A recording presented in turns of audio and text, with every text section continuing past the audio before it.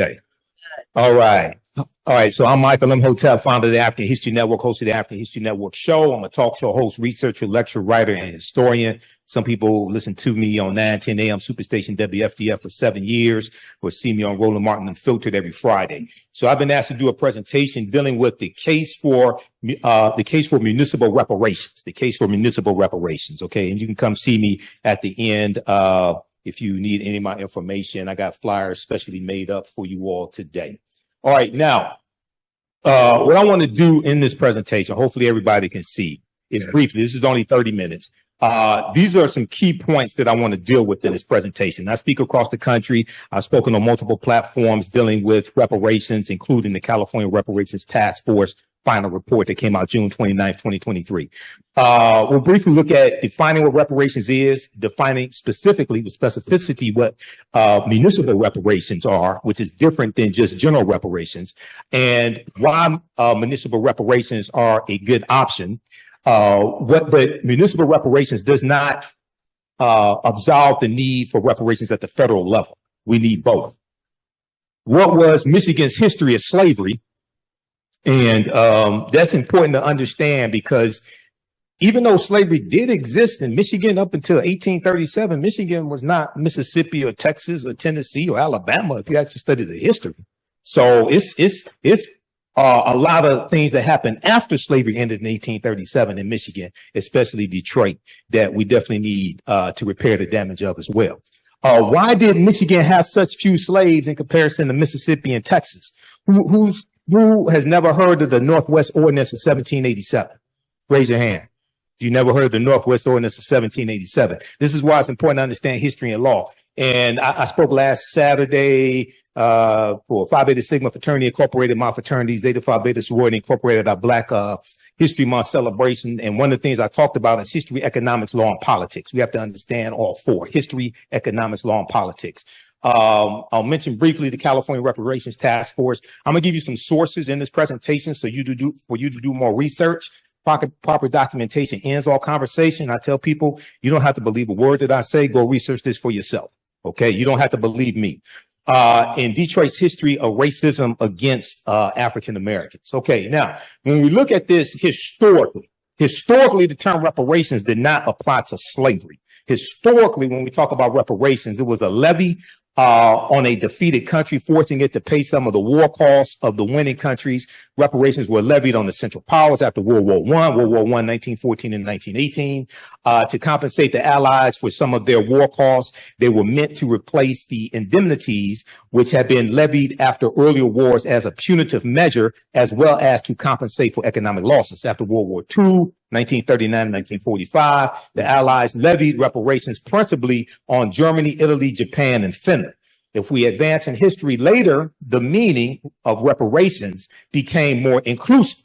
It was applied to payments undertaken by the Federal Republic of Germany to the State of Israel for crimes against the Jews in territory controlled by the Third Reich, the Nazis, and to individuals in Germany and outside it to indemnify them for the persecution. The term was also applied to the obligations of Israel to the Arab refugees who suffered property losses after Israel's victory over the Arab states in 1949, okay, when they set up the state of Israel. If you go to Britannica.com, they have a good article there. This is just a summary of it. Reparations at Britannica.com. Now, when we talk about reparations for African Americans, especially from the federal level, okay? Just a working definition. This is not an endorsement of one organization over another, because I don't belong to any of them. But the National Coalition of Blacks for Reparations in America, better known as NCOBRA, defines reparations as a process of repairing, healing, and restoring a people injured because of their group identity and in violation of their fundamental human rights by governments, corporations, institutions, and families. At the root of the term reparations is the concept of repairing the damage that was done to someone, making them whole again, restoring them to a position before the damage was done. Okay. And as I explained to people, it's important for us to actually study what actually happened as opposed to what we think happened. because when we get deep into this, like if you read the 74-page executive summary from the California Reparations Task Force, their final report released June 29th, 2023. I've read the 74-page executive summary. I'm going through now reading the 1,000-page report. The history is mind-boggling. It's a wonder we survived. Okay, what was actually done to us and how law from the state and federal level and the federal government were used against us to continue to inflict the harm today. Now, those groups that have been injured have the right to obtain from the government, corporation, institution, or family responsible for the injuries that which they need to repair and heal themselves. In addition to being a demand for justice, it is a principle of international human rights, As a remedy, it is similar to the remedy for damages in domestic law that holds a person responsible for injuries suffered by another when the infliction of the injury violates domestic law. Okay. Examples of groups that have obtained reparations include Jewish victims of the Nazi Holocaust, coming from Germany, reparations primarily coming from Germany. They put about $90 billion in a pension fund. Okay, for Jewish Holocaust survivors. Japanese Americans interned in concentration camps in the United States, basically 1942 to 1945, $1.6 billion was set aside. It passed Congress in 1988. And they had a 10-year window from 1988 to 1998 to apply, and they got $20,000 each. Now, contrary to popular belief, this did not apply to all Japanese Americans. This was only issued to approximately 82,250. If you want documentation on that, I have it. And that only applied to the Japanese Americans who were actually survivors of the internment camps, or those who had to evacuate. It did not apply to all Japanese Americans in the United States from 1998 to 1998. Alaska Natives for land, labor, and resources taken victims of the massacre in Rosewood, 1923, January 1923. Whole town of about 200 African Americans was wiped out. That land was taken, and the city of Rosewood was removed from the maps. If you study the history, John Singleton directed a movie in 1997 called Rosewood. Excellent movie. A lot of fiction in it, but excellent movie. Rosewood, Florida, and their descendants, Native Americans as a remedy for violations of treaty rights, and political dissenters in Argentina and their descendants. Now, one of the things that has to be, and I'm going to continue with this presentation, but when we talk about Native Americans, for some reason, people keep leaving out the Black Freedmen and Indian treaties of 1866, which applies to Black people. And many of our ancestors were in those treaties, getting benefits, getting land, members of Native American nations like the Creek Indian Nation that founded Tulsa, Oklahoma in 1834. And when they went into Tulsa on the Trail of Tears, they took their Black slaves with them. Those treaties are still in effect today. And for some reason, we ain't trying to enforce those, except for Demario Solomon Simmons and Dr. Claude Anderson. But I don't understand why we not trying to enforce laws that are still on the books now being enforced for the Choctaw, Chickasaw, Creek, Cherokee, and Seminole Indians. So you can go to NCOBRA's official website as well, official NCOBRAonline.com, for more information on this. Once again, this is not an endorsement on one reparations group or another. I don't belong to any of them. I'm just here doing a presentation.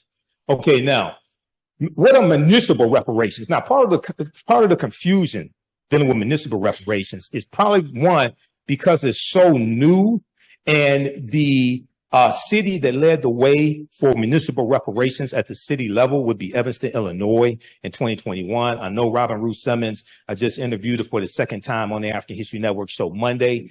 This past Monday, she was the alderwoman at the 5th Ward alderwoman who spearheaded this reparations initiative in Evanston, Illinois. Municipal reparations deals with using policies, ordinances, etc., at the local city level to repair the city damage of discriminatory policies the city used to inflict harm upon a specific population. Generally speaking, the municipal reparations deals with a city repairing the damage that the city is responsible for doing, okay, throughout history. The cities across the country don't have the resources to repair the damage that the federal government did. But oftentimes they can repair the damage, or at least some of the damage that the city is responsible for, based upon laws and policies put in place. Municipal reparations deals with the city repairing the damage the city was responsible for causing, not repairing the damage the federal government was responsible for. Okay, now, I think one of the problems that causes confusion with municipal reparations, and I'm not one that really advocates, this may go outside the covers of some people's awareness, but I'm not one that really advocates using the term reparations a lot, and I'm going to explain why. Okay, especially in this climate, in this country, with the attack on diversity, equity, and inclusion, with affirmative action and college admissions just being overturned by a 6-3 conservative Supreme Court that Donald Trump put in place. Okay, with what's going on down in Florida. Okay, you know, I liken it. Let me calm down. I liken it to this. Has anybody ever studied the history of slavery in this country? Raise your hand. I'm not going to give you a quiz. Just raise your hand. Who wants to answer this question? You don't have to come to the mic. Why did most slaves who run away at nighttime and not in the daytime? Don't everybody answer the question at the same time? Why did most slaves who run away at nighttime and not in the daytime? They don't get caught. Huh? They don't get caught. Yeah, but they knew they had a better chance of getting away. Yeah. Run away in the darkness. Yeah. Okay. All right. Now, in the case of Evanston, Illinois, they did not have a history of slavery, but they did have a rampant history of housing discrimination. Now, in preparation for my first interview with Robin Ruth Simmons, I read a lot of their 70-page harm report that the local historian Dino Robinson put out because he was commissioned by city council. So anybody thinks you can do reparations without doing a harm report, I beg to differ with you on that. Okay. Now, what they found, you see, the state of Illinois abolished slavery in 1818. Okay. Different states abolished slavery different times. Michigan abolished slavery in 1837. And I'm going to get into this presentation. Michigan didn't have tens of thousands of slaves.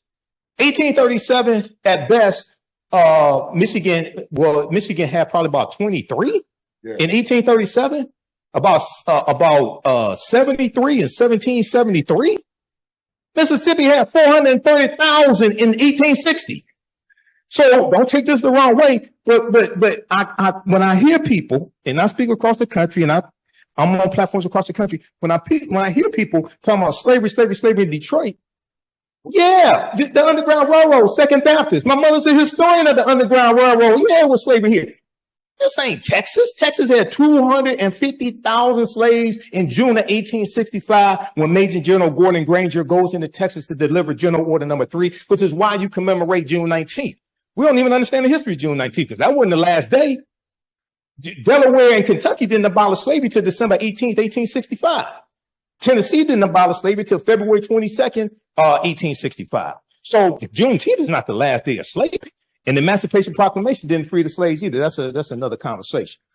All right. Now, reparations and any process for restorative relief must connect between the harm imposed and the city. Not what you think happened, but what actually happened, the harm imposed and the city. The strongest case for reparations by the city of Evanston is the area housing. Why? Because Evanston wasn't founded until 1853. Evanston was founded after slavery ended in 1818 in Illinois. Evanston, Illinois did not have a history of slavery. And I heard all these reparations people running around talking about that's not reparations for slavery. You're right, because they don't have a history of reparations for slavery. They don't have a history of slavery. Evanston is a city of 60,000 people. The black population is 16% and declining. A city is not going to try to repair the damage that the city wasn't responsible for creating. You got to go to the federal government for that. And so you got to understand, so this is why, see, my teachers, Dr. Leonard Jeffries, Professor James Small, Professor Kaba Hiawatha Kamene, taught me how to do a systems analysis. Okay, this is why a lot of this stuff out here you don't see me involved in. Because I already know I ain't going to go anywhere. Because I'm listening. And I'm like, okay, the plan that you're laying out to try to get to where you say you want to get to, that's not going to get you there because you haven't properly analyzed the problem. All right, so the strongest case for reparations in the city of Evanston is the area housing where there is sufficient evidence showing the city's part in housing discrimination as a result of the early city zoning ordinances in place between 1919 and 1969, when the city banned housing discrimination. 1969, after the Fair Housing Act of 1968. Now, you have some people who say, well, we need a anti-black hate crime bill. Okay, well, that sounds good, but Title VI of the 1964 Civil Rights Act, Section 601, non-discrimination, fairly assisted programs, is why race-based policies are illegal at the federal level. And I learned this when I was on a committee to write an executive order for the city of Detroit and the Kwame Kilpatrick administration. And our corporate counsel, Sharon McPhail, our very first meeting, because it took us 13 months to get this done, because it was much more complicated than we thought. Once we got in, took everything apart, and realized what we were dealing with, it took us 3 times as long to get this completed. And she told us at our very first meeting, she said it's illegal for us to write policies that are only for Black people in the city of Detroit. But what we can do is we can write policies for Detroit-based residents, which would disproportionately help African Americans. You have the same thing at the federal level. Go to archives.gov. Anybody ever read the 1964 Civil Rights Act? Like the whole act. Go to archives.gov, because I go read this stuff. I go study these laws. This is why you hear me talk about political self-defense. If everything they do to us, they use the law to do it. And then when they get caught breaking the law, they go hire an attorney at law to defend them in the court of law. So doing a systems analysis, that would tell me we need to understand the law better than they understand the law and learn how to disarm them of that weapon. That's political self-defense. All right, now go to because this is on the city of Evanston, Illinois' website. All this information dealing with what they did. You can read that. cityofevanston.org. Okay. All right. Now, compared to federal and state governments, courts, or private institutions, municipalities are the most suitable for reparations. Most suitable for reparations at the local level. Here's why. 2 reasons why. Of the various levels of government, they are the proper locus for 2 reasons. First, as Howard University political scientist Dr. Nyambi Carter explains, and I know Nyambi, we've been on Roland Martin and Filtered together before. She said there is a political will for reparations present in municipalities at the locals in the cities that is absent at the gridlock state and federal level. So the first thing you have to understand in doing a systems analysis is what is needed to advance what you say you want. How many votes are needed? How many votes does it take to get a bill passed in the House of Representatives? Who can tell? Don't everybody speak at the same time. Who can tell? 218. Bomani got it. All right. I got a prize for you at the end, Bomani. All right. Now, in the House of Representatives, unless it's a bill that qualifies for the budget reconciliation process, or unless you're dealing with judges because of what Mitch McConnell did to the Senate, how many votes does it take to get a bill passed in the Senate? Votes. Page 60. Okay. No Republicans in the Senate support reparations. So how you going to get a reparations bill passed? No Republicans, not even the black one, not even Tim Scott supports reparations. He was the first one that came out and said he wasn't voting for it. And none of the black Republicans in the House of Representatives support reparations either. So how you going to get it passed? Okay. I'm going to tell you how you get it passed, but hold on. Let's continue. Now, Dr. Nyambi Carter said, it's really local activists and local actors, members of city councils who are empowered in ways in their small communities to do things and to act outside of what the state would do and even the nation would do. Dr. Nyambi Carter, how you doing, brother? You all right? All right. So at the local level is where we have more power.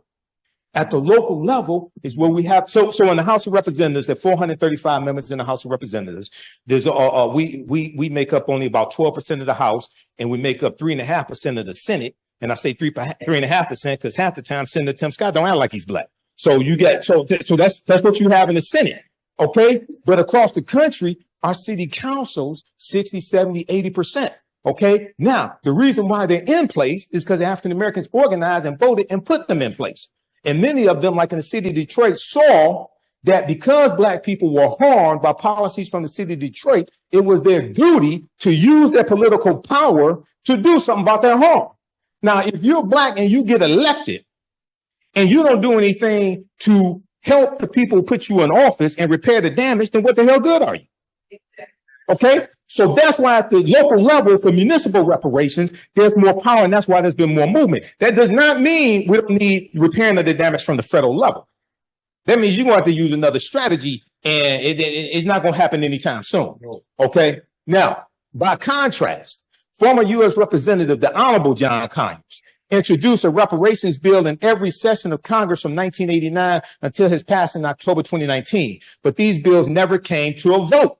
The farthest HR 40 has made is out of a budget, is out of a House subcommittee. And that was in like 2021. That's the farthest it's gotten. And although President Biden indicated his support for a reparations commission, any sudden action is unlikely. If you read the 1,000-page California Reparations Task Force, please don't take this the wrong way. We don't need another study. Okay? You know, who was that? Tina Turner had that song, "You Don't Need Another Hero." Look, if you read that, you don't need another study, because we're going to get studied to death. Okay? Now, I'm talking about at the federal level. You don't need enough study at the federal level. Each municipality needs to do a harms report about what specifically happened in that city. Okay, now, this federal reluctance isn't entirely lamentable. Although local policymaking is often undervalued, decisions made closer to home can have larger impacts on Americans' everyday life than decisions made in Washington. That doesn't mean what happens in Washington is not important. It's extremely important. But at the local level, we have more control and more ability to use that power to bring about solutions to help everyday African Americans. Shay? All right, now, the second reason Dr. Nyambia Carter lays out, political scientists. Municipalities provide the opportunity for community-centered reparations that other levels of government do not. A local approach allows for powerful, close-to-home storytelling, enabling greater understanding of connections between past and present. In turn, this animates the development of thoughtful, conducive reparations. Additionally, municipalities can solicit input more easily from community members and encourage their involvement. Okay. Now, a municipality-based approach allows for accessibility and proximity between government and beneficiaries once the policy is in place. Such a plan can more effectively empower the community and enable rebuilding relationships with perpetrators of the injustice, if you want to rebuild those relationships. Now, so for more information, read this. This is a good report here. This is by Brooks Simone, University of Michigan Law School. It's called Municipal Reparations, Considerations, and Constitutionality. That's on pages 350 to 351. Part of the confusion is, and I searched online for hours trying to find a working, clear definition of municipal reparations. And I'm still searching. So when I graduated from Wayne State's Business School in 1994, okay? One of the things we learn is that it's very hard to solve the problem when you can't define what it is that you're trying to achieve. Okay, so the first thing, even though I knew what I wanted to put in this presentation, the first thing I had to do was come up with a working definition of what municipal reparations is. Otherwise, you're just shooting at a target you can't see. And then what happens is, just like how Republicans and conservatives hijack critical race theory, and critical race theory has existed since the 1960s. Okay. And they hijacked it and co-opted it and made it into what they wanted to be. Now, anything that deals with racism or slavery or anything like that, now they call that critical race theory, and then they attack it. That's why you have to clearly define what it is you're talking about. And see, that's why don't take this the wrong way, but see, that's why, especially on the national level, even here in Detroit, you have to understand right-wing conservative radio and right-wing cable news, Fox News. Fox News, that's the most popular cable news network. Now, if you watch it, you can say, you may say, how is this the most popular? These people are crazy. Well, look at the rest of America. It's representative, and they prey on fear. They help to spread the lies about what critical race theory is. Fox News. Okay. So one of the things I think in this city, across the country, we have to also develop better strategies on how we're messaging what it is that we want. And let me give you an example out of San Francisco, because I studied what happened in San Francisco. San Francisco Reparations Task Force, right? They released about over 100 policy recommendations. Somebody in the meeting, in the audience, said all black people should get $5 million reparations. No formula. It's not just $5 million. Okay. Now, if you go Google articles dealing with the California Reparations, dealing with San Francisco Reparations Task Force and their policy recommendations, the $5 million made up 80 to 90% of the media coverage. Now, apparently nobody did the math, because when I was on Roland Show and Faraji Muhammad Show, The Culture on the Black Star Network and then African History Network show, I broke down the math. There are 50,000 African Americans in San Francisco.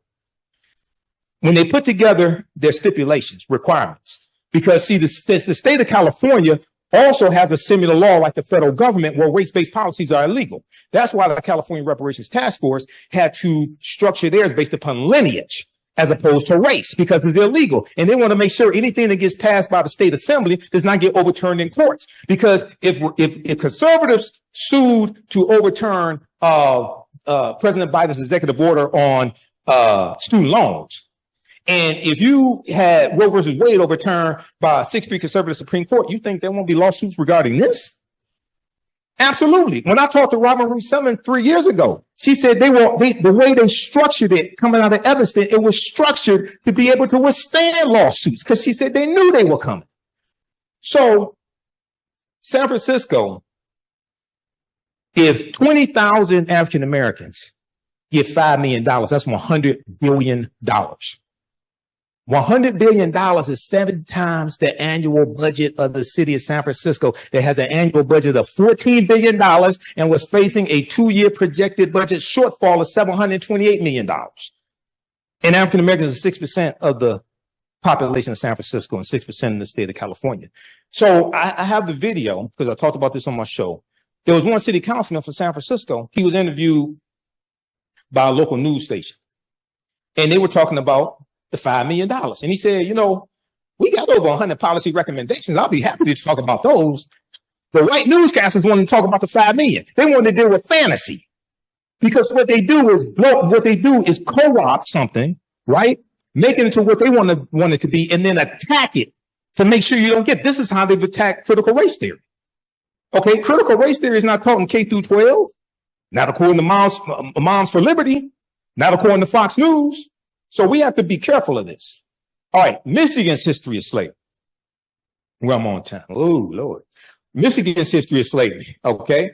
Historian Tia Mills, a professor in the Department of Afro-American and African Studies, and the 2011 recipient of the MacArthur Foundation Genius Grant. She cited in this article here, and I'll give you the name of it in just a second, but very quickly. Slavery in Detroit grew out of the bustling fur trade when the settlement was under French control. So Detroit, founded by the French, 1701, right? We learned that in elementary school, okay? The early censuses hosted by Tia Mills and her students revealed the number of slaves steadily increased through the years. Records from 1773 show there were 73 slaves in Detroit. Detroit ain't Mississippi, even though a lot of our people, my dad came from Mississippi, his family. Detroit is not Mississippi. By 1782, the number of African slaves more than doubled to 170. Not 170,000, not 17,000, 170. Even after the Northwest Ordinance of 1787 took effect clearly prohibiting slavery. And in the Northwest Ordinance, everybody research this, it says neither slavery nor involuntary servitude shall exist in the territory, because that's where the language from the 13th Amendment comes from, the Northwest Ordinance of 1787. And that wasn't created to re-enslave black people. We haven't studied the history of what happened. Slaveholders found loopholes in the language and continued as though nothing had changed. But look at what happened. And I'm going to skip some of this here. Okay, Jay Treaty 1793, in 1795, Detroit nearly had 300 African slaves. Read this article, Detroit's Dark Secret Slavery, Michigan Today, UMICH.edu. That's Michigan University, University of Michigan. The 1830 U.S. Census showed 32 slaves living in the Michigan Territory, because Michigan is not a state in the Union until 1837. 32 slaves in the Michigan Territory, because the Northwest Ordinance of 1787, what it did was it abolished bringing slaves into what was known as the Northwest Territory, Michigan, Indiana, Illinois, Wisconsin, and part of Massachusetts. All right. That's why Michigan has low levels. Also, the climate in Michigan And Michigan was not, slavery was not essential to the economy of Michigan, whereas slavery was essential to Mississippi because the number one cash crop was cotton, especially after 1793. Okay, now, according to the terms of, no, skip over that. Let's go to this here. Although the treaty seemed to violate the Northwest Ordinance of 1787, which prohibited slavery northwest of the Ohio River, the original settlers in the region were allowed to retain their slaves since they were considered private property. Michigan's territorial judge, August B. Woodward, that Woodward Avenue is named after, in Detroit, mandated that no new slaves could be introduced into the territory, and gradually those who remained would either be emancipated or die, so that by 1837, when Michigan became a state in the Union, and they had a new state constitution, it was created, there were only 3 slaves residing in the state of Michigan. Okay, once again, yes, harm was done. Okay, but most of that is done after slavery ends in the state of Michigan. Okay, now let's skip over all this here. Slavery, let's look at this.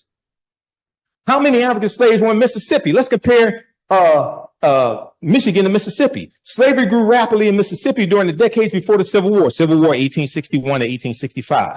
By 1860, Mississippi's enslaved population was well over 430,000. While there were only 350,000 white people in the state of Mississippi, yet most white people were not slaveholders, and even those who were, other than plantation owners, enslaved fewer than 10 African people.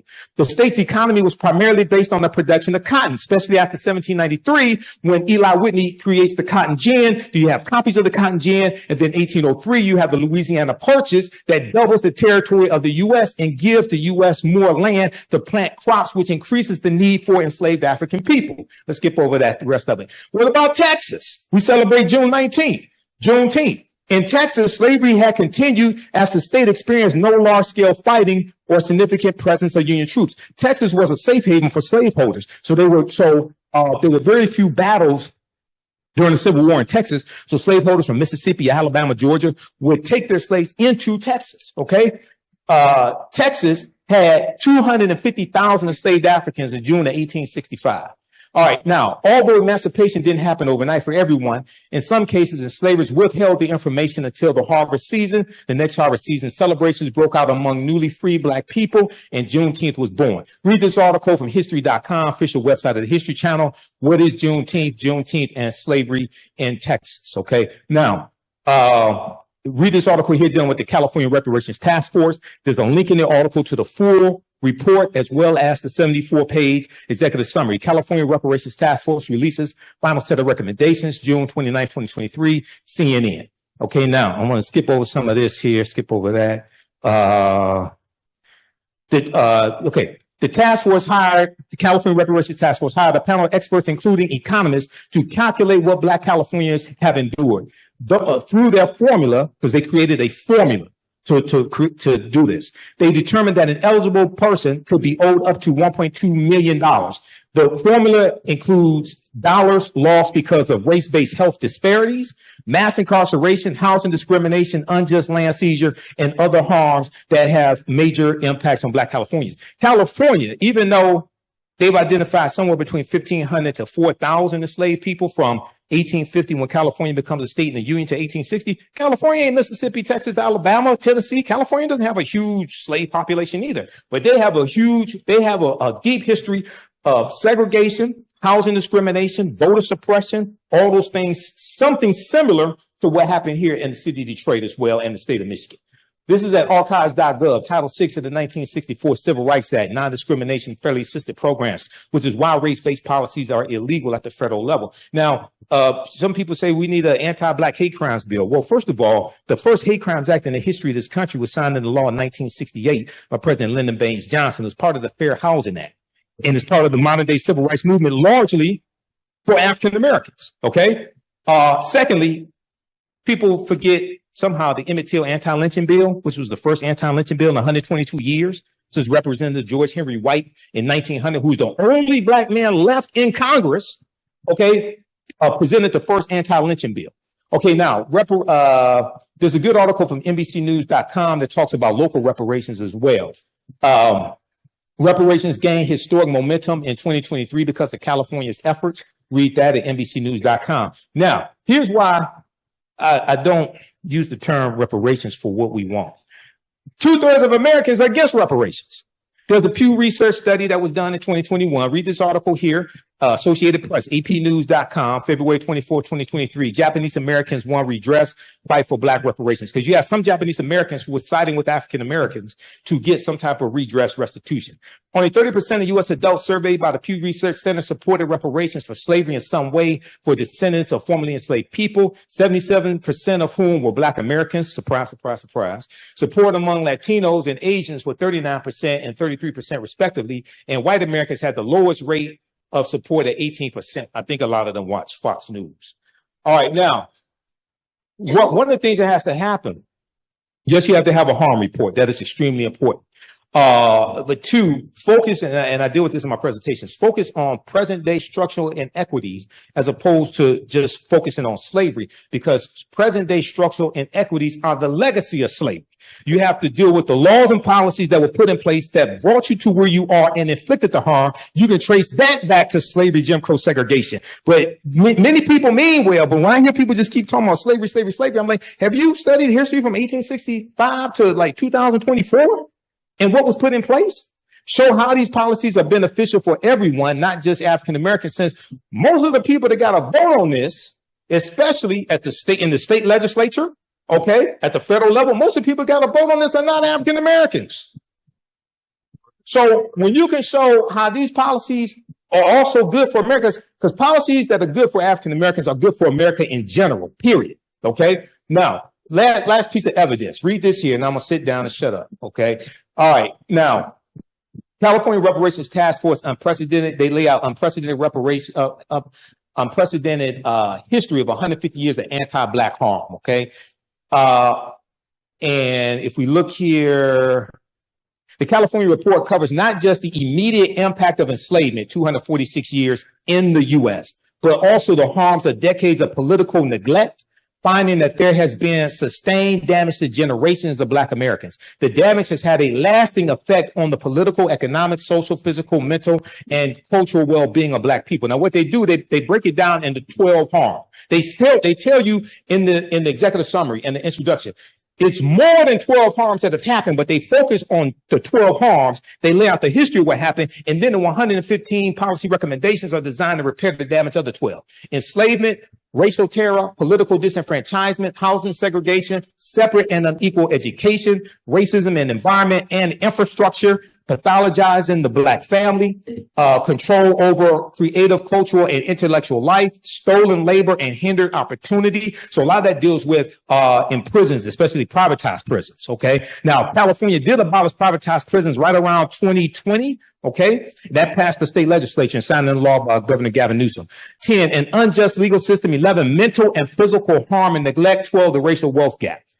The average 71-year-old African-American Californian has lost $1.2 million over the course of their lifetime. After 2 years of study, the California Reparations Task Force released an almost 1,100-page report that examines the historical atrocities committed against descendants of enslaved African-Americans in California and across the United States. We hired 5 economists and public policy experts to help us determine the pure monetary losses of the African-American community since statehood. To calculate those losses, the team assessed multiple harm areas, including mass incarceration and over-policing, health harms, housing discrimination, and the devaluation of Black businesses. Our recommendations are not just about cash payments. That's just one of many recommendations that really are aimed at improving the quality of life of descendants of slaves in the state of California. The task force made nearly 120 policy recommendations, ranging from cash payments to improving educational opportunities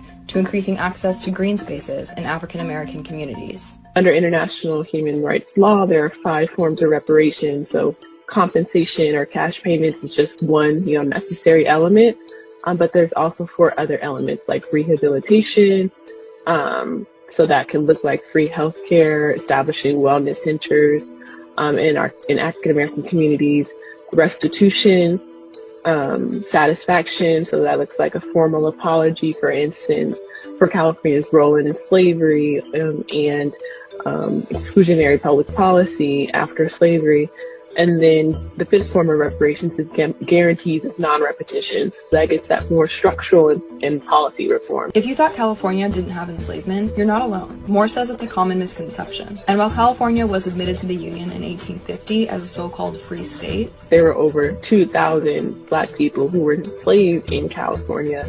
And California also enacted a fugitive slave law that was actually much more aggressive than the federal fugitive slave law that was on the books at the time. So how do Californians know if they could qualify for the reparations recommended in the report? It's not a race-based standard, but it's a status or lineage-based standard. That means those considered eligible are people directly descended from an enslaved African American or a free Black person living in the U.S. prior to 1900. Reparations is a sacred political project. It started with those who were actually enslaved. Even during slavery and even, after emancipation, there's been a long line of activists who have been working tirelessly for reparations for African Americans, particularly those who are descendants of enslaved people. The centuries-long fight for reparations has been fought in the face of what the task force describes as an ongoing genocide. When we're talking about the elements of genocide, we're talking about, the killing of members of a group, preventing the birth of members of the group, deliberately inflicting serious bodily harm against members of the group, or mental harm. So we look at, for instance, the average African-American Californian who's descendant of slaves have a 7-year life expectancy gap between them and white Californians. That's due to, unequal funding of medical facilities, epigenetic trauma due to enslavement. We talk about the Black maternal health rates, Black infant mortality rates, Black women and girls, lead in those areas as well. So we make several different arguments in terms of how historically and presently those who descend from slaves are ongoing victims of a genocide, albeit slow and protracted. So the question remains, will lawmakers take action to follow the policy recommendations in the report? I am incredibly hopeful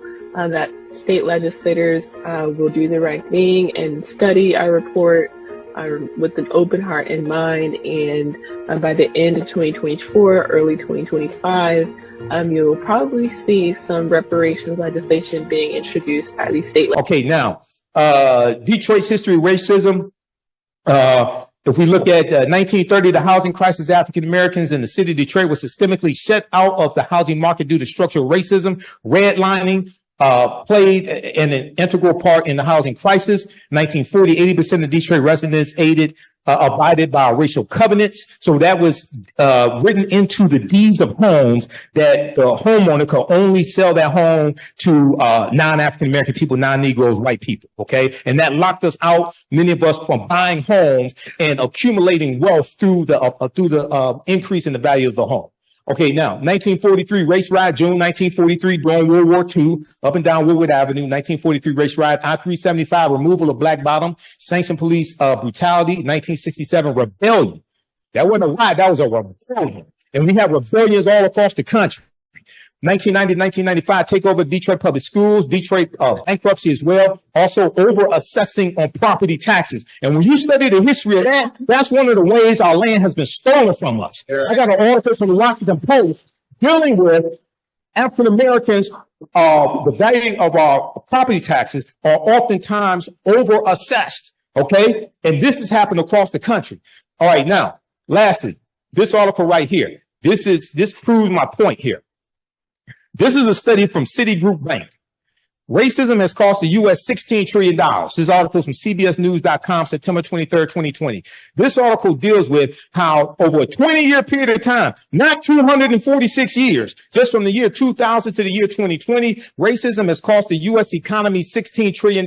They break it down three ways. One, Black workers have lost $113 billion in potential wages over the past 2 decades because they could not get a college degree. Two, the housing market lost $218 billion in sales because Black applicants cannot get home loans. Three, about $13 trillion in business revenue never flowed into the U.S. economy because African-American entrepreneurs could not get access to bank loans. Then they go on to tell you What's more, the U.S. could have $5 trillion in gross domestic product over the next 5 years if those gaps, which are laws and policies and others, were closed today, the study indicated, which means when you do good by us, that helps everybody. When you help repair the damage that's been inflicted upon African Americans, that helps everybody. There too, Stephen Biko, one of our great South African freedom fighters, said the most potent weapon in the hands of the oppressor is the mind of the oppressed. We must take our minds back, and we do not ask permission to do it.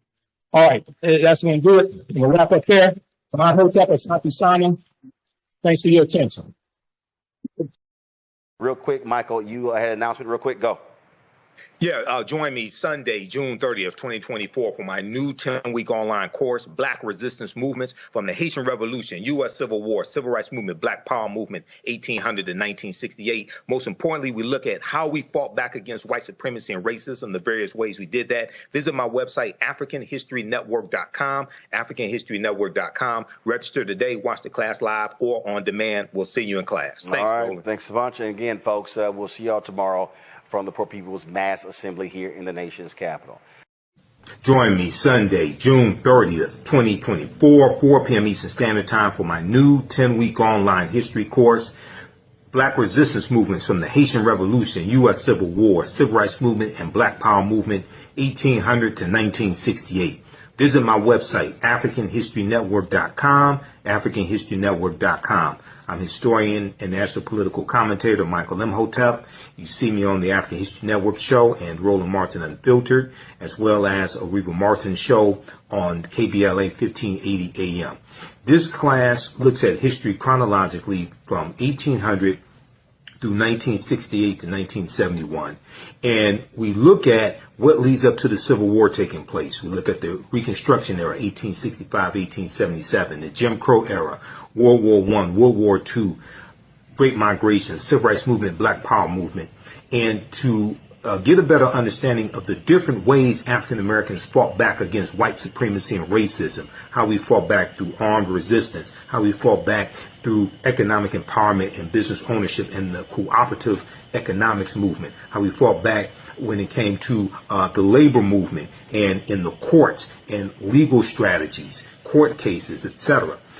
Visit my website, AfricanHistoryNetwork.com. You can watch this class live or on demand. Your understanding of history is based upon your understanding of politics. Visit our website, AfricanHistoryNetwork.com, AfricanHistoryNetwork.com. Scroll down. We have my new Juneteenth lecture there. It's a 3-hour lecture. If you register for this class, you're going to get the Juneteenth lecture in digital download format, okay? But you can order it in DVD or digital download format. You can register for the first class I teach, Ancient Kemet, the Moors, and the Ma'afa, Understand the Transatlantic Slave Trade, what they didn't teach you in school. Now, we do the sessions live. All the sessions are archived and recorded. You can go back and watch these anytime. So even after the course is over with, you can still go back and watch the class, okay? A year from now, 2 years from now, you'll still have full access, and you can watch the class. This content is PG-13, so you can use this with your children. Okay, so it's not overly graphic. I don't do a lot of cursing or anything like that. And it's very visual. So there's articles that we reference, books that we reference. I show you usually the book references on the screen, so you don't have to buy any of the books if you don't want to. But register here. We're going to do a class introduction right now. I teach this at my online school, so you can register for this course. Click right here, register for full course at AfricanHistoryNetwork.com. We just posted a link here in the thread of the broadcast. You can also support the African History Network, $ the AHN show through Cash App and through PayPal, paypal.me/the AHN show. It helps us keep doing the research, stay on the air, keep broadcasting, pay some of the bills. This is our official Cash App account, $ the AHN show, SHOW. When you go to it, it'll say Michael. There's some like 5 or 6 fake African History Network Cash App accounts out there that I have identified, like these right here. Oh, and you can click on a Cash App link right here. Here's our QR code. Okay. And then here's our link for PayPal as well. This helps us keep doing the research, stay on the air, keep broadcasting, pay some of the bills, finance our Sunday night show, the African History Network show. I usually do that Sundays, 9 p.m. to 11 p.m. Eastern Standard Time. on our social media platforms as well. All right, we have to get out of here. Hopefully you learned a lot today. You can email me through the website if you have any questions, AfricanHistoryNetwork.com. We'll see you in class. Remember, right now is correct wrong behavior. What you do for yourself, what you do to yourself, and what you allow other people to do to you and get away with is based upon what you think about yourself. What you think about yourself is based upon what you have been taught about yourself. What you've been taught about yourself is based upon everything you've read, heard, and seen about yourself. So when you control the radius of a man or woman's thoughts, you can control the circumference of his or her actions, because the mind can't do or teach what it doesn't know. And your understanding of politics is directly related to your understanding of history. Okay, so we'll see you in class. Listen to the African History Network show. And we'll kind of, right now, it's correct wrong behaviors.